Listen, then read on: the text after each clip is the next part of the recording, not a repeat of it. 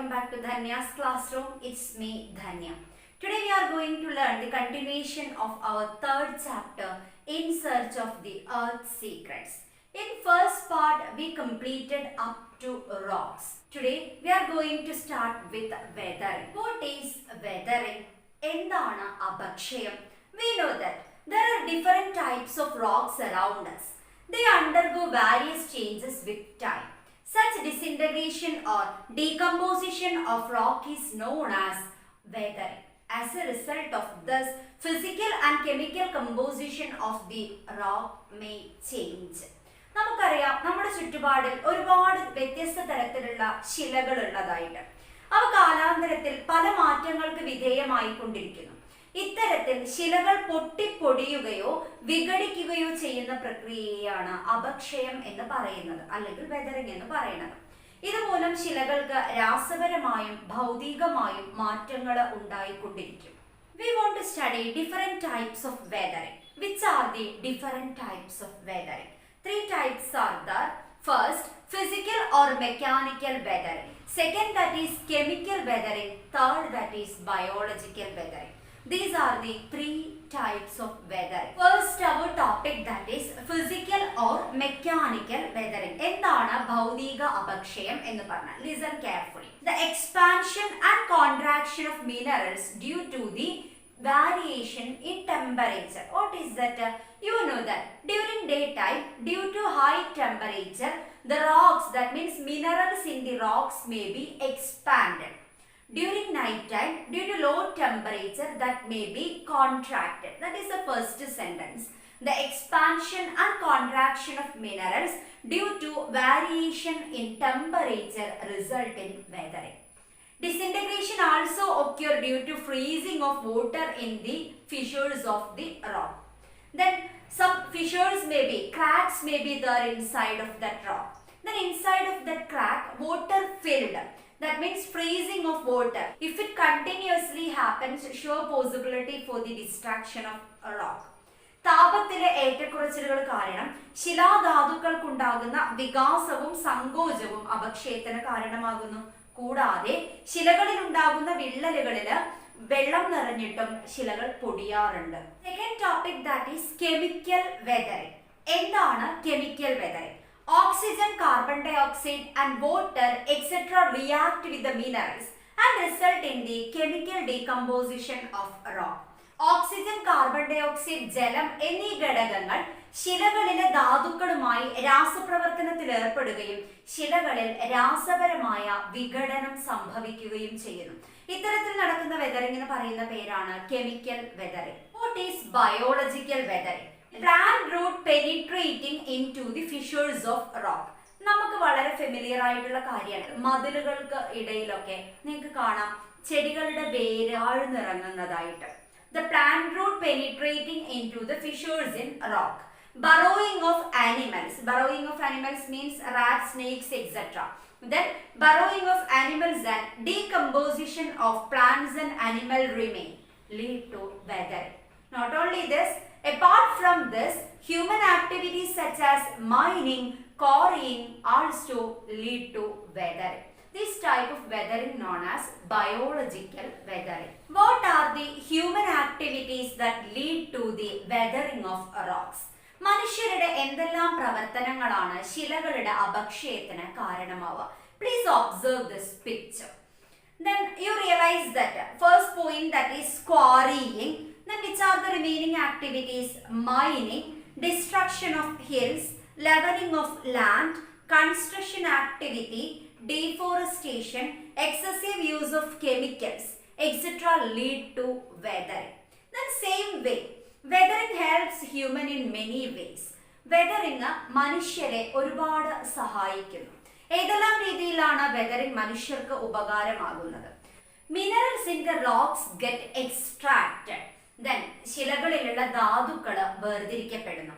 Then helps in mining, ഖനനത്തെ സഹായിക്കുന്നു. And causes for soil formation. Our important topic, that is soil evolves.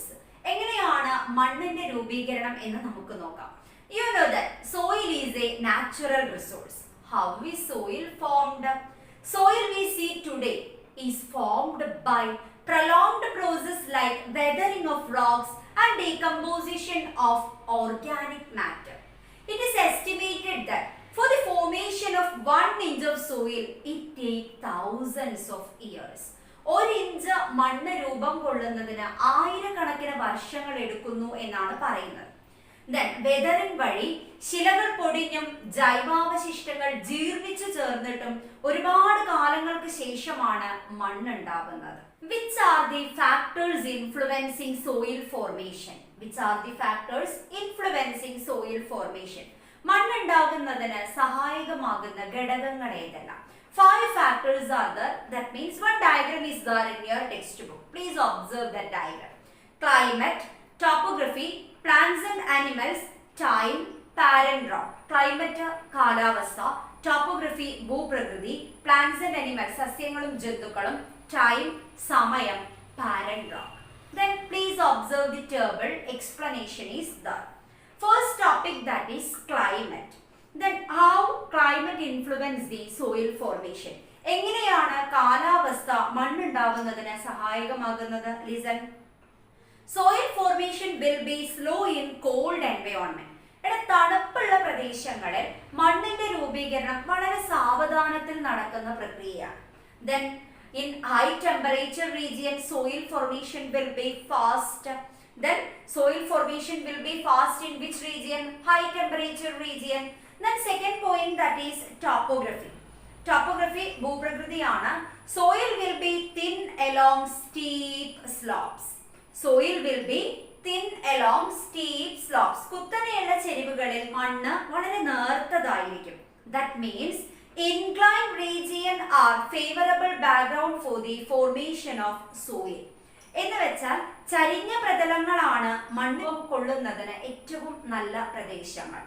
Then third point, plants and animals.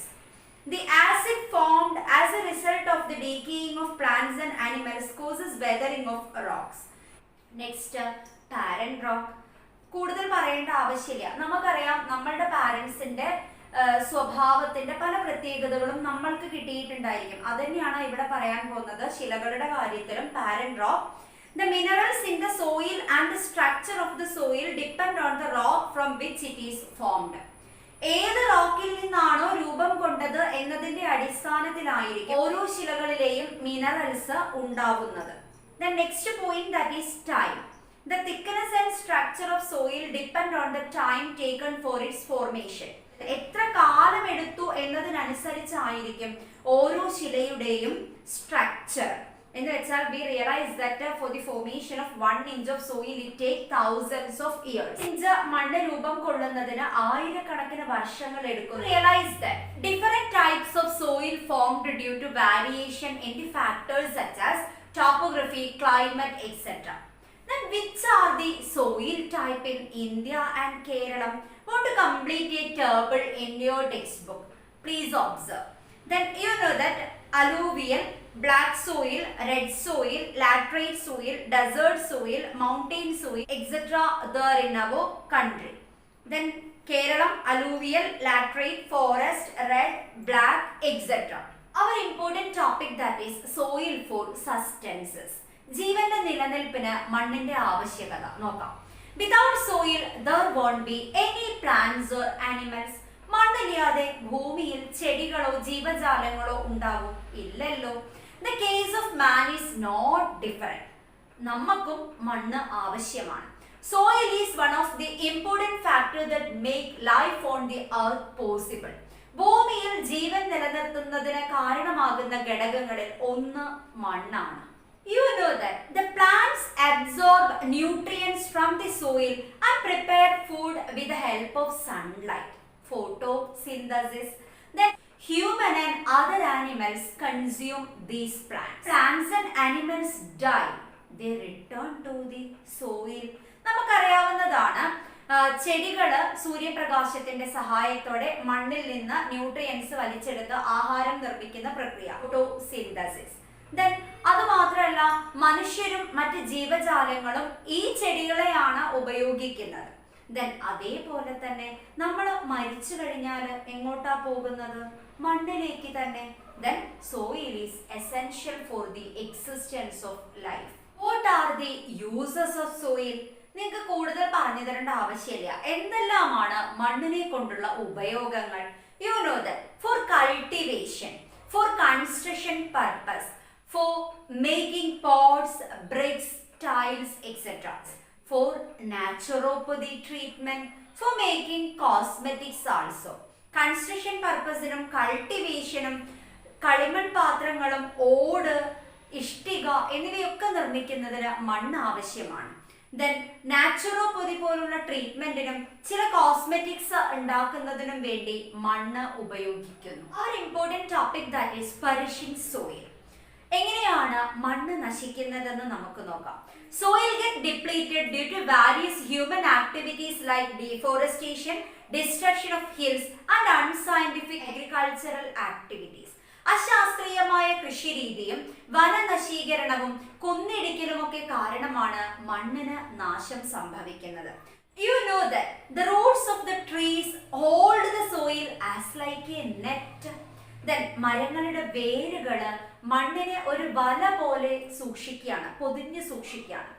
But man is killing the soil by felling the trees. മനുഷ്യര് ഈ മണ്ണിനെ നശിപ്പിക്കുകയാണ്. എങ്ങനെ? മരങ്ങൾ വെട്ടി നശിപ്പിച്ചിട്ട്. And killing the land for cultivation intensively without considering the environment. പ്രകൃതിയെ നമ്മൾ ചിന്തിക്കാതെ ട്രാക്ടർ കൊണ്ട് മണ്ണ് ഉഴുവാണ് കൃഷിക്ക് വേണ്ടിയിട്ട്. ഇതും മണ്ണിനെ നശിപ്പിക്കുന്നതിന് കാരണമാകുന്നു. Unscientific use of land causes soil erosion and result in the loss of topsoil. Then which are the practices led to perishing soil? Listen carefully. ഏതെല്ലാം പ്രവർത്തനങ്ങൾ മണ്ണിനെ നശിപ്പിക്കുന്നതിന് കാരണമാകുന്നു? കുറച്ച് കാര്യങ്ങൾ നിങ്ങളുടെ ടെക്സ്റ്റ് ബുക്കിൽ തന്നിട്ടുണ്ട്, നമുക്ക് നോക്കാം. First point, non-degradable materials like plastic cause soil pollution. Plastic പോലുള്ള വസ്തുക്കൾ മണ്ണിന് മലിനീകരണത്തിന് കാരണമാകുന്നു. Second point, over use of chemical fertilizers that alter the structure of soil. എല്ലാവരും അത്യാഗ്രഹം കൊണ്ട് കൃഷിയിൽ കൂടുതൽ വിളവ് ലഭിക്കാൻ വേണ്ടിയിട്ട് കൂടുതൽ ഫെർട്ടിലൈസേഴ്സ്, രാസവള പ്രയോഗം ചെയ്യുന്നത്. അതോടുകൂടിയിട്ട് മണ്ണിന് നാശം സംഭവിക്കുന്നു.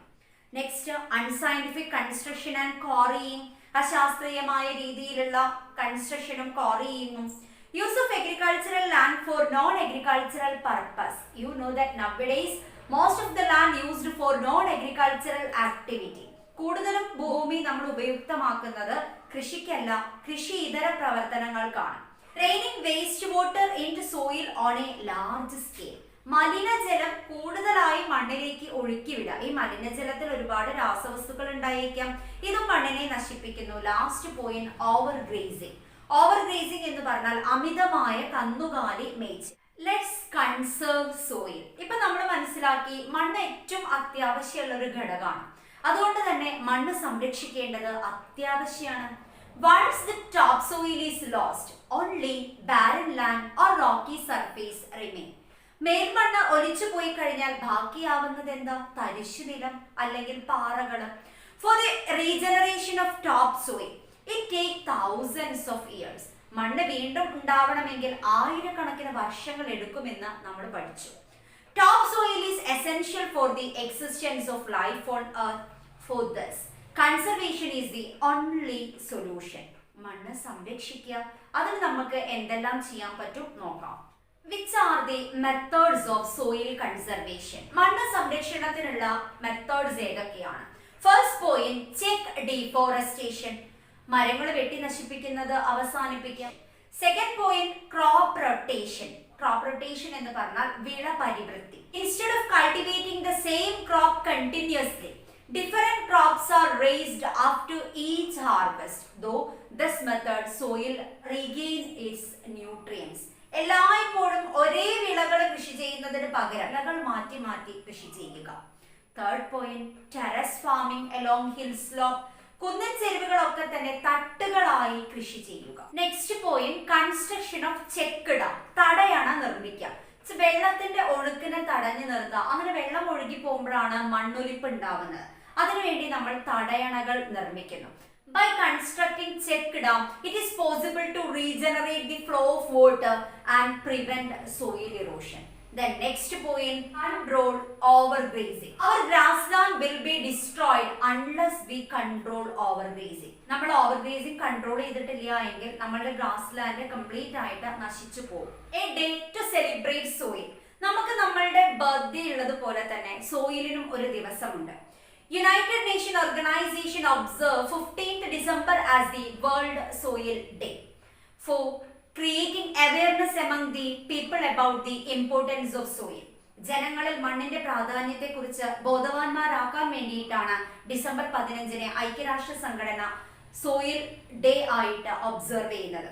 2015 we observe International Year of Soil.